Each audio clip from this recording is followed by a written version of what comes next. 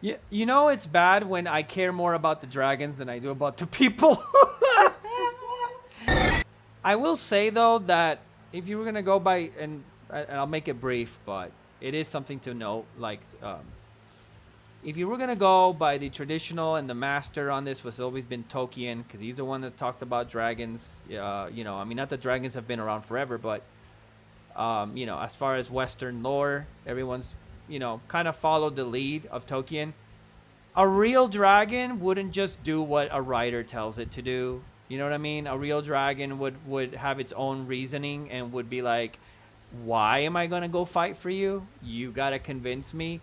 Like they're not horses. You don't just jump on them Yeah. and just like, you know what I mean? So that part Yeah. of this True. doesn't really like Tolkien would be like, "No, you guys don't understand dragons," or tell Martin, "You." But when uh, Lucerys died against Vagar, apparently Vagar did not answer to Aemon. Aemon did not want to kill Lucerys. Yeah, But I yeah, agree but that they should have used it more. Here it doesn't show it that much. but I'm going beyond that. Tolkien gave dragons the capacity to reason, to think, to communicate.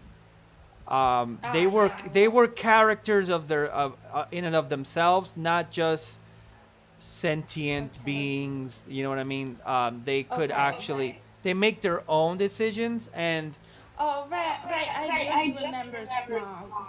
yeah, exactly. Like Yeah, remember yeah, yeah, yeah. Smog arguing with Bilbo, and so Yeah, yeah. it's a completely different concept, and honestly, kind of a downgrade the Yeah. way that Martin envisions these dragons as just beings that you can ride, but it kind of goes with the lore of the Yeah. Targaryens, so we can go with it. But this is where I get a little dissociated because it's like for It's dragons to just dragons, fight but them. it's like horses. Yeah. Yeah, for dragons to just fight themselves without them having some other, like it would be more engaging for me, being coming from a Tolkien background, if they actually talked to the dragons and said, "This is why we're gonna fight, and this is why I need you to support me in this fight." You know what I mean? Mhm. But Yeah. but I whatever. mean, maybe they do, but it would be cool for the dragons to answer back. I agree. I like it more when the dragons are actual characters. So he would disagree with this depiction of dragons because in his writing, dragons always were characters in and of themselves that could reason, Mhm. that could talk, that were inherently evil, which that's not really what they're doing here, which is another thing. But were inherently creatures of a bigger scale of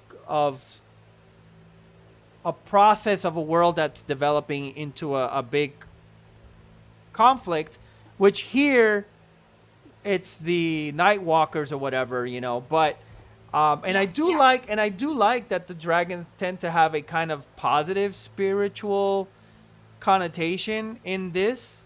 Yeah, Nonetheless, that's I cool. still think the fact that they don't speak and they don't reason and they just do what the writers tell them is kind of it's a missed opportunity. But here we go. Yeah. And but you're also right that they do show that they don't always they're wild animals, I guess. You know what I mean? Like Yeah. Yeah. Exactly. it's kind of like a cat, even though it's not the same thing, but like how cats are technically wild. They're not really they're feral, even if Yeah. they're They're not tameable. there you go. You can Right. coexist with them. Right, right. I think that's what this is